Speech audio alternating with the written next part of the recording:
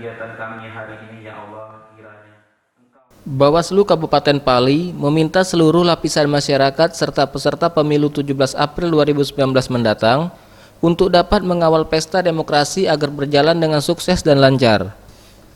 Salah satu keberhasilan kesuksesan pemilu menurut Komisioner Bawaslu Kabupaten Pali, Basrul, yakni tidak adanya pelanggaran pemilu yang berujung tindakan pidana. Oleh sebab itu, Bawaslu Kabupaten Pali melalui Sentral Gakumdu dari Polri dan Kejaksaan akan fokus mengawasi pelaksanaan pemilu baik dalam penerimaan laporan hingga pengawasan langsung ke titik tempat pemungutan suara.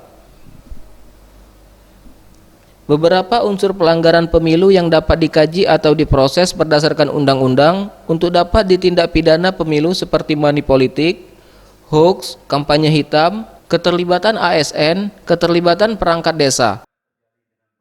Peraturan yang berlaku ya, perundang-undangan terkait itu ya, tindak pidana pemilu itu ya bisa money politik ya, black campaign, ujaran kebencian, hoax ya, ataupun kampanye dalam rangka menjanjikan peserta pemilu menjanjikan atau ada keterlibatan ASN atau kebijakan daripada perangkat desa, kepala desa. Tim Liputan, Sriwijaya TV.